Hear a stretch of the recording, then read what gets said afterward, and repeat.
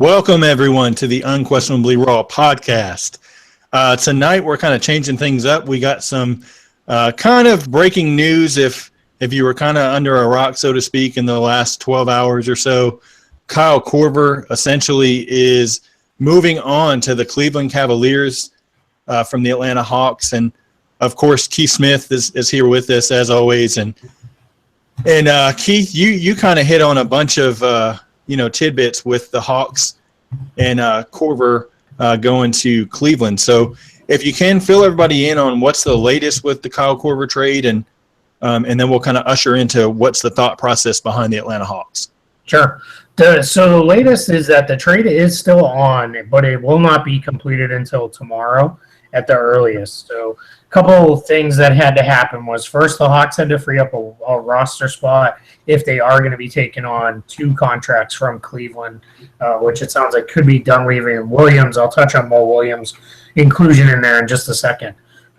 So what is happening right now is that Cleveland also needed to, in order to be able to trade a pick because of the Ted Stepien rule, they needed to free up a pick to be traded earlier than what they're able to right now. They owed a pick to Portland. So what they did was they swapped picks with Portland. That part is complete. That is now done, which means that they have the pick able to be traded now in 2019 to the Hawks at the earliest. So there's still the potential. I mean, I guess that Cleveland could completely crater, which is not going to happen. But that's the earliest the pick could go to the Hawks is now 2019. So what they did ultimately was they did those two moves, both sides. Now the Hawks they don't have any interest in Mike Dunleavy. There's no reason for him to be on their team. So what they're looking to do is move Dunleavy to a third team. And it sounds like they've gotten somewhat close with a couple of different teams that have cap space. So you can kind of read into that what you will. It's nothing concrete enough that I want to share at this point. But they're getting closer on that if it's not done yet. So they don't want to eat those. They don't want to eat Dunleavy's contract, so they want to move him along. The Mo Williams part is every time I get an update on it, he's in, he's out, he's in, he's out. Atlanta obviously wants no part of him. He's not going to play. He's done, being an NBA player. And insurance covers most of his contract, so it's not really about the real dollars. It's that Atlanta doesn't want to have him taking up a roster spot. They want to be able to move these players out, kind of rebuild on the fly, get back at it. They have every intention of still trying to be a playoff team this year. So that's going to be what they're working through right now. So that's really where we're at today. So I had a couple people ask me, like, oh, is it, is there anything to the trade hasn't happened yet? Is it maybe off? It's not that it's off. The trade is done. It'll just take a couple minutes. Yeah, I think the biggest thing, obviously, it strengthens Cleveland, and then you're looking at the Atlanta side, kind of rebuilding on the fly, so to speak, as we talked about, when we did our Wednesday podcast. But Matt, what do you think as far as Korver going to the Cavs? I think it's definitely going to help him. I mean, you can never have enough three-point shooting, and we know what he can do from the three-point line. I mean, his looks are going to be crazy with LeBron James. And I saw a stat, I don't know if it was last night or today, the Cavs shoot like 41 or 42% on catch and shoot threes when LeBron kicks it out. So with Korver, that's going to get even better. He's now probably their best shooter, him and Kyrie Irving with their shooting. But I wanted to mention something that LeBron James said. We still need a point guard, so I think that issue probably needs to be addressed as well. Although Kay Felder, looked good the other night, so it's gonna be interesting how they look. Will Korver start, come off the bench? With J.R. Smith out, if he does start, obviously he's gonna be limited defensively, being older. Can't quite do what J.R. can do on the defensive end. But overall, it's going to help him. You add one of the best shooters in league history, it's going to help you.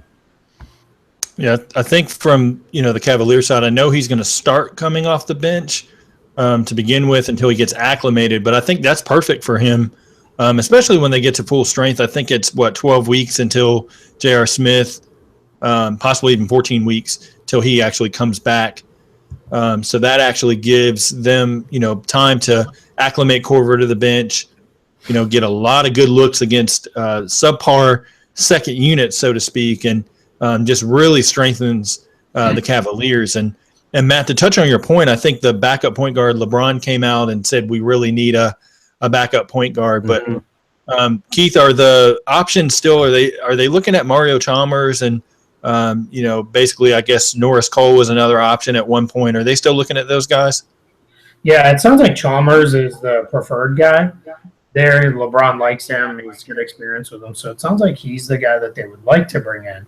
The challenge is he's still not ready to go. It's probably about another 2 to 3 weeks, from what I'm hearing, before Chalmers is ready to be full go for an NBA team at this point, which is okay.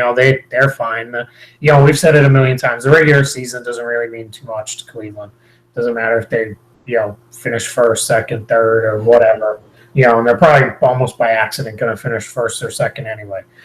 So they're so that's where they're looking. And it's funny, LeBron says that, but what I'm hearing is they're looking for a big more than a point guard. They want to get another big, which is a big chunk of why they structured the deal the way they did to preserve the trade exception that they have from Anderson Varejao, so that they could bring a big in using that trade exception to fill that spot. Because really behind Tristan Thompson and Kevin Love, it's really just Channing Frye, and the Cavs are not comfortable going down the stretch run here with that. If for no other reason, it doesn't allow Thompson to ever get any rest. They really don't want to be playing LeBron at power forward in the regular season. Keith, maybe Larry Sanders? Yeah, I don't know. We'll see. That people throw that out often. With Larry Sanders, it's really going to depend on if he's ready to play or not. I think he's been very smart about not just trying to get back in the NBA and get a contract. It's got to be the right situation, right team, right group of guys, an organization that'll support him and give him the, kind of tough love he needs almost, keep him on the right track. So it could be Larry Sanders. I think you're going to see them look more on the trade market, use that trade exception to get somebody that way. So someone like maybe, I don't know how you're the salary guy. So someone maybe like a Costa Koufis. That could be an option. I think that the guy. I think if the Bulls do go in this direction where they're starting to sell off pieces, Taj Gibson. Oh, he would be. Oh man. Yeah, he fits almost perfectly in there. He would fits perfectly salary wise into the trade exception, and he would be a fantastic fit for them as on the floor. He's solid offensive player, really good defender, good rebounder. He's them another kind of rugged big behind Tristan Thompson. Really can play, with Thompson if they needed to for short minutes. Play next to Love. Can play the 5 next to LeBron if they need him to. So that's the guy I really like for them. It all really depends on if the Bulls start going in that direction where they're selling off pieces or not. Mm-hmm. Now, as far as Chris Birdman Anderson, and obviously he's out for the season. I know with the Cavs being well over the luxury tax, so to speak. Are there really bad implications if they let him go? Is there any plans to let him go to kind of release a roster spot for the future or anything like that? No, I don't think there's nothing bad with that, and I think there is the possibility that could happen. I think Anderson realizes he's been in the league a long time. He's a solid veteran. I think he realizes what the situation is there, that Cleveland needs to move on. I don't think there'll be any attempt to work any sort of buyout, and he's on a minimum contract anyway, so it doesn't really matter there. What you could see is more likely that he stays on the roster if they move Mo Williams.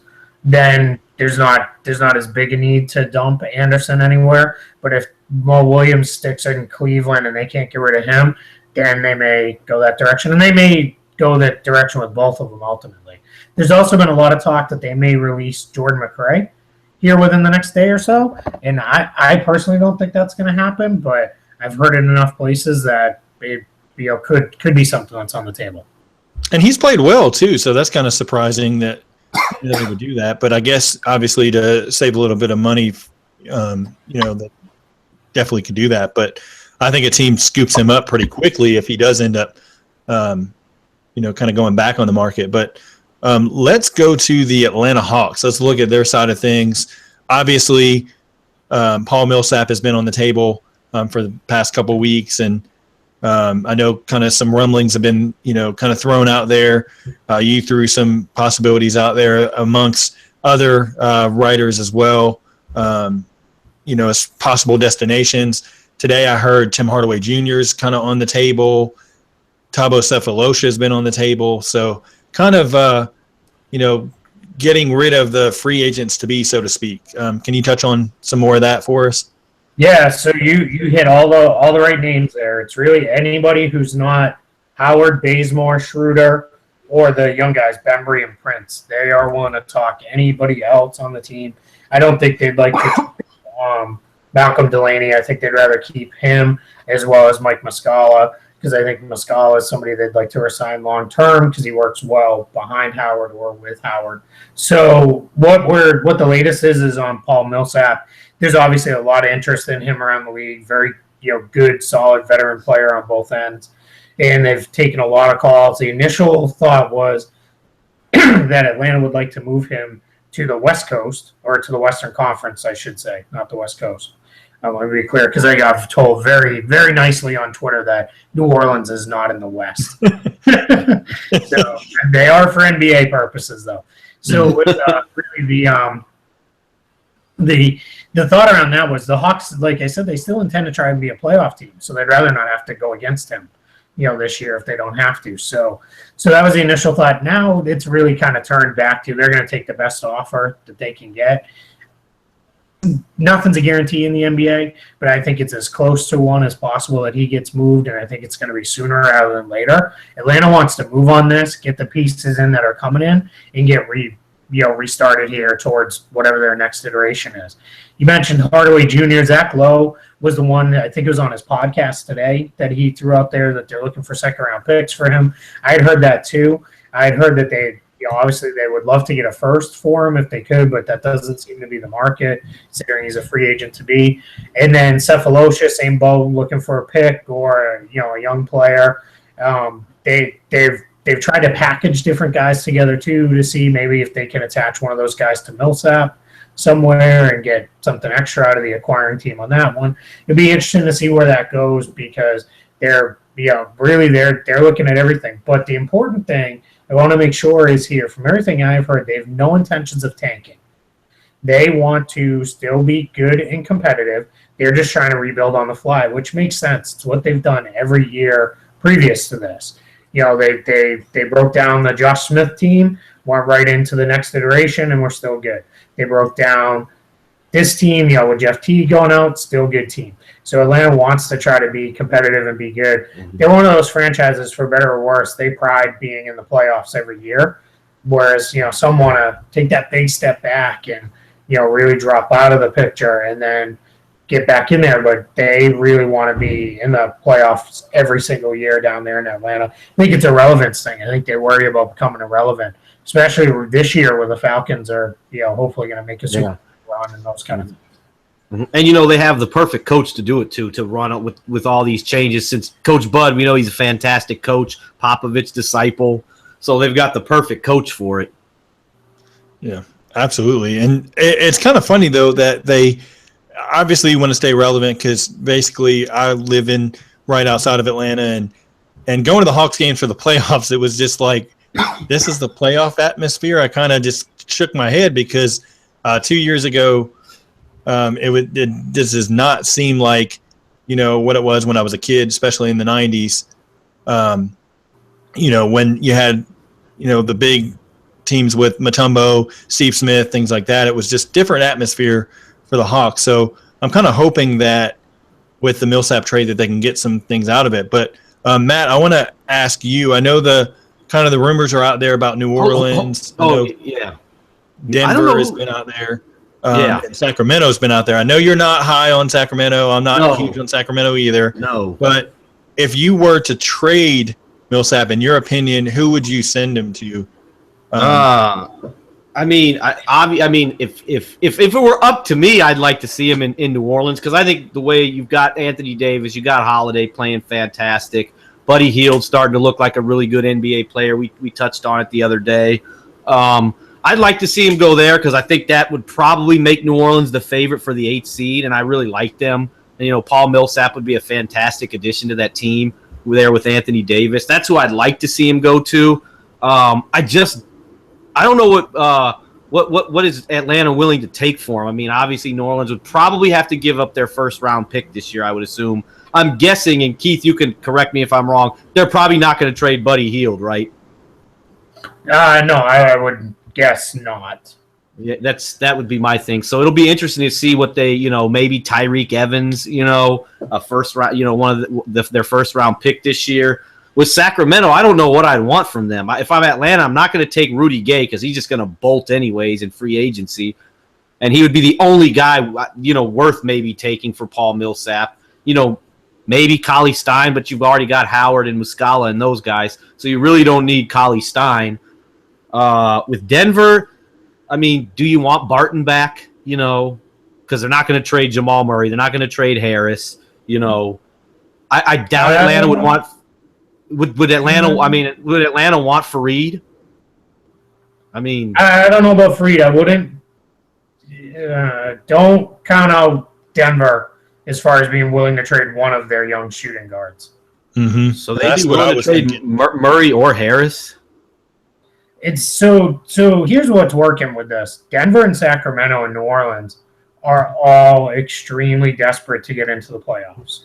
That none of them want to miss. So Dell Demps doesn't want to miss in New Orleans. He wants to make sure the team's back in the playoffs. Sacramento, they haven't been there for, I think it's 12 straight years now. So obviously they want to get back into the playoffs. They have the new arena. It's really important for them to host a playoff game there. That's why they are pushing so hard. And then with Denver realizes that, although they had the meeting with Dwayne Wade, that was never really going to go anywhere. So Denver sees their best avenue is not through free agency. It's through using pieces to get guys and then get them to stay. And I think they believe that they could get Millsap to re-up there long term. So that's why those teams are in there and perhaps want to play. You asked Matt what Atlanta's looking for. They would really ideally like to get what was told to me was non-prohibitive contracts. So they don't want any bad contracts back, obviously. Mm-hmm. And then they would really like to have bring in some young guys, but young guys that are ready to play right now and contribute, as well as a veteran or two. And if those are guys like a Will Barton that or signed to a great contract, that's great. Too. Maybe a Fareed. I'm not sure where they view his contract, but somebody like that could make some sense as well. Yeah. So that'd be. I mean, if I would assume if Denver's willing to give up someone like Jamal Murray, you would almost think the Hawks would jump on that. If they want to me, I mean, I think Murray with the ball in his hands, I think it would kind of counteract having Schroeder, unless you're bringing Murray as a strictly let him be a six-man guy, kind of light it up as he can. But if I'm you'd rather have Harris. You'd rather have Harris. Yeah, I would rather have Gary Harris for sure. But Millsap in Denver, to me, kind of pairing him with Nikola Jokic is definitely something that I look forward to. Just my personal preference. I wouldn't really send him to Sacramento, not because it's Sacramento, just because there's not a lot of pieces I like, coming back from Sacramento. To be honest. And then you never know with Cousins, kind of what's going to happen. And then you're kind of leaving Millsap there all alone if he re-ups in Sacramento and Cousins bolts. So, or they move Cousins, so to speak. So absolutely not sure there, but Keith, I want to go back to you and talk a little bit about your recent Real GM piece. Yeah. So it was kind of fun. I went back through to pieced it all together on how the Cavs were able to make this Kyle Korver trade, tongue twister, and it was kind of fun to go back through and see because it really the groundwork was laid a year ago. They made the deal for Channing Frye where they moved out Verjao, and that created the big trade exception. That's the one that they're still hanging on to. Then this summer they really wanted to bring in Mike Dunleavy, and they worked a deal with the Bucks after Dellavedova had already agreed that he was going to Milwaukee. David Griffin convinced the Bucks to make that a sign-and trade. So Milwaukee took Dellavedova in a sign-and trade. which created another trade exception for the Cavs, which they used that to acquire Dunleavy, who now they've flipped Dunleavy's salary into Kyle Korver. So in effect, in a couple years, they managed to turn Anderson Varejao, Matthew Dellavedova into Kyle Korver, and it's probably a big to be named later line here. And that is, to me, just incredible work by David Griffin. That is really, looking forward, always trying to manage assets, roll things over where you can, if at all possible, because you never know, you might be able to use it. Maybe you can. And, a lot of people hit back and said, oh, it's great work by GM LeBron James. Yeah, LeBron gets input and he gets to, talk a lot to guys, probably more so than most players in the league.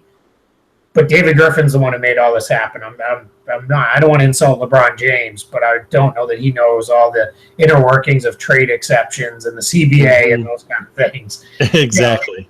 There's a lot of things that guy does incredibly great, but I'm not sure that that's one of them. So, I want to make sure people are giving David Griffin a lot of credit. So, by all means, please head to realgm.com, check out that piece. It's also got my take on the trade grades for both Atlanta and Cleveland as well in there, and what I think Korver will bring Cleveland on the floor. So it was a fun piece to put together here. We'll be doing more of that for what is, as basketball fans, was hopefully a very busy trade deadline. Yes. I hope so. It's like I said last night on my Twitter feed, it's my favorite time of the year other than the draft and free agency. So I always look forward to lots of trades. I think one year there was like one move or something like that. I was like, what the hell is this? Like, this is not the trade deadline. Yeah, there was a 1 year where I think Flip Murray was the only guy who got traded. Ronald Flip Murray, yes. I sat home all day and watched this, and there was no Twitter then. So it was I know. Showing ESPN.com all day. Hey, but Flip Murray was a guy, he scored 50 points in a game once. Yeah, so did a few others that won't ever happen again, but that's okay. Yeah. All right, let's jump to Matt. You kind of brought this to the show, so I'm gonna let you take what the next topic is. So go for it. We're going to talk about Jimmy Butler. Apparently, the rumor is they're shopping him, but in talking with Keith now, he said it's not necessarily that they're shopping him. It's more so that they're willing to listen to calls. I'll let Keith touch on that a little more if he can. Yeah, it's exactly what you said. The Bulls aren't shopping Jimmy Butler. The Bulls don't want to trade Jimmy Butler. It's that they're willing to trade him. The team calls them up and offers them some, Godfather package that they can't resist. They'd probably make the move. The challenge is Chicago has slipped back into what a lot of us thought they would be. They're not a very good team.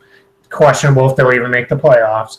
And they're looking at it as, what can we do to kind of reverse this? They've obviously got the Rondo situation that they've got to get dealt with. He's not even playing anymore. I don't even know that he will return to the rotation for the Bulls at any point.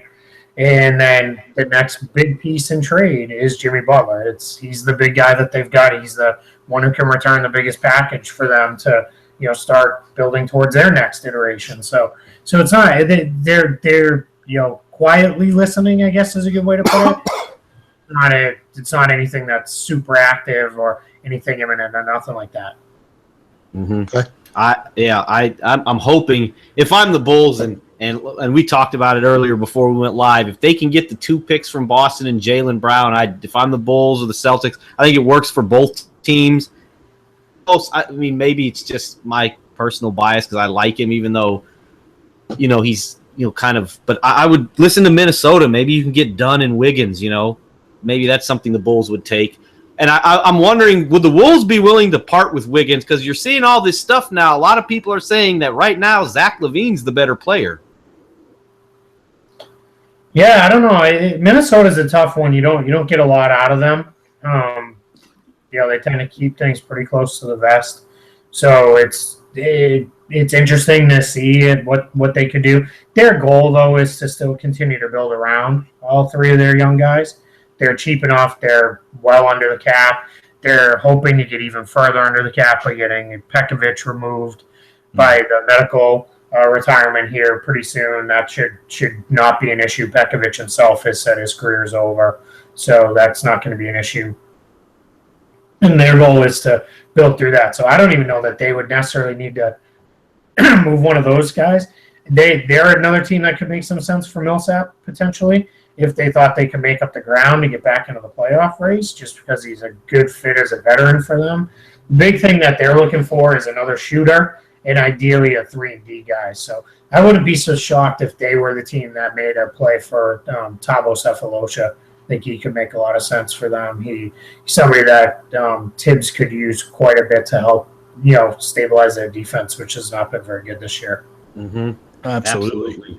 I want to dive into a question from the chat. Of course, we always try to involve, as much as we can, everybody that's listening. Casey Wood's got a question for you, Keith.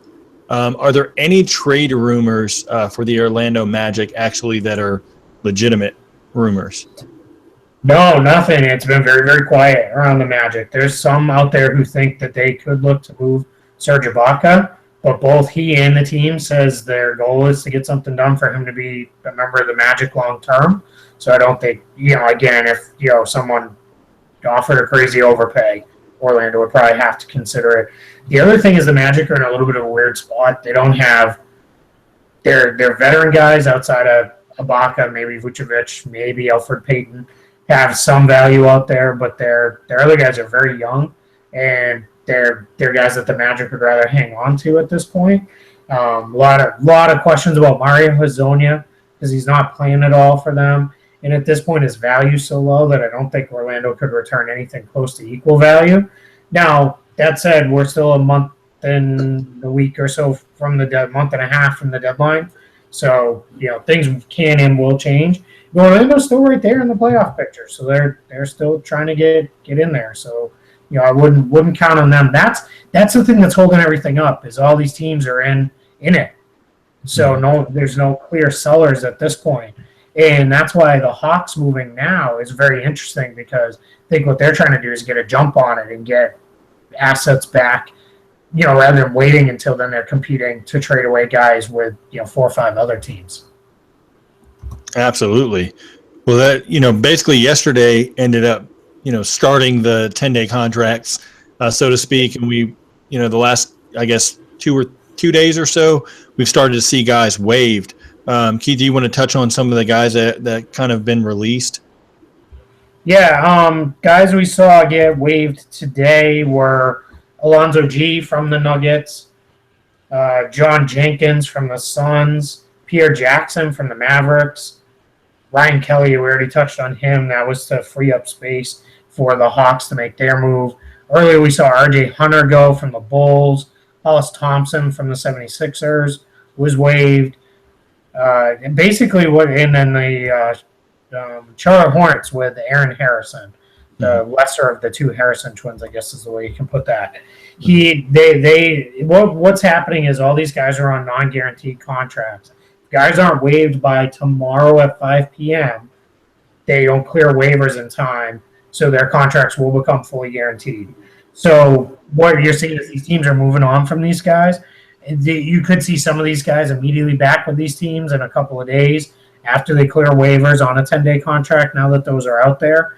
And that makes a lot of sense because then you can bring these guys back in for, really it's 20 days because you can sign them to 2 consecutive 10 days. And then decide, do we want to bring them in or not? Philadelphia is an interesting one because they've made great use of that last roster spot or 2 over the years of kind of cycle through guys almost on a tryout basis, see what they can do. So we could see that come, down the line here and that be what's working. So I wouldn't be surprised to start seeing some of these guys who are down in the D-League get snapped up on some of these 10-day contracts in the next little bit. Yeah, absolutely. Guys like a shot blocker like Keith Benson, point guard and Briante Weber that played obviously with the Miami Heat. You got Vander Blue that played in the NBA previously. You've got Manny Harris trying to make a comeback. So you've got some guys there, and 2 guys that are kind of Celtics guys, Jalen Jones and Abdel Nader as well, have been doing very well. Now, Abdel Nader, a little bit different because his draft rights are still owned by Boston. So gotcha. Signed out of the D-League by anybody but the Celtics. He's one of a couple guys that are in that situation where their teams still own their draft rights and they sign the D-League contract to play, which is part of what we're trying to get rid of with these new two-way contracts and the new CBA is to have those guys actually truly be owned by the team and get paid appropriately. So, but there's a whole list of guys. I always tell people, check out Chris Reichert. He writes for the Step Back. Nobody covers the D League better than Chris Reichert. He's got everything you could want to know. He knows all the guys. He knows what their situations are, what teams are looking at them. So by all means, check his work out if you want to learn more about the NBA D League. Absolutely. Well, we're going to kind of keep this episode short and sweet, so we're going to close it out. But before we kind of go into our little spiel, I want to, of course, highlight 16 Wins a Ring, which we are a part of. Don't want to break the news here, but there's a great podcast coming on board early next week. The official announcement, I think, will be Monday. Excited for them to be on there. I know I'm a huge fan. And Keith, I'm going to go back to you, just kind of maybe touch on a couple pieces that are out there for 16 Wins a Ring. Yeah, for sure. We had some really cool stuff go up today. VJ Vimu, I apologize if I'm saying it. It's funny. I consider all these guys to be friends now through the internet, and I don't know how to say any of their names. So it's just kind of funny because I've never actually talked to them in person. But he wrote a piece about Kyle Lowry, about what it's going to cost to re-sign him, his age. That's a really fun piece. Give that a look. Damon Rangula wrote about coaches and just coaching, and does the coach GM thing work out, which is a really timely piece considering what's going on with Mike Budenholzer down there in Atlanta right now, running both sides of it. So those two pieces went up today. Adam Joseph has an MVP piece coming pretty soon, which should be a lot of fun. I wrote maybe be out tomorrow. Basically, it's kind of more of a big picture thought piece around how it doesn't end well for guys. Guys' careers never end well. And we don't have storybook endings. This is real life. We don't get to see that. So, check it out, though. We get so much really good stuff. Get 2 new podcasts that posted today. The Scores Table podcast with Spencer Davies, and The Left Coast with Sam Esfandiari out there, and he had Adam on for the first episode. So, just if you love basketball, we have stuff for you that you will love, and you will find something that you really like. On the site, please, by all means, check it out. Absolutely. Oh, and one last thing. I want to let everybody know our poll was a landslide from our last episode. It was NBA all the way. Yes. For majority of the voters. So don't need to dive into that. Just know that there's a lot more NBA fans than college fans out there. Just for those who may not have listened to the last episode, if they haven't, the poll was, which do you prefer, the NBA game or the college game? Yeah, and it was a landslide. I know Keith threw one up. I threw one up for the Unquestionably Raw page and one for my personal. And I'm actually surprised. I was actually surprised. Yeah, I was definitely not surprised there. But I think we might have some biased voters. Yeah, absolutely. Yeah. Considering. If we were a college basketball group, we might have got some different takes. So. Absolutely. But I want to thank everybody for actually voting and taking the time to. So many people actually commented and gave their thoughts of why they voted NBA versus college. So thank you for that. And want to highlight as we close out, of course, please continue to go to the YouTube page. The video portion of the podcast is always there right after the show. Leave us a comment underneath the video. Let us know what you liked, what you didn't. Of course, like and subscribe the page. And continue to go to iTunes. We really need those 5-star written reviews. Please write something. It can be constructive as well. We're big boys. We can take it. Subscribe to it, to the page as well, so it auto downloads. We really want to keep bringing great content to you 3 times a week. So that'll close us out for this episode of the Unquestionably Raw podcast. But we will be back Monday evening, 7 p.m. Eastern. So we will see you then. And thanks for watching. Hope everybody has a great weekend.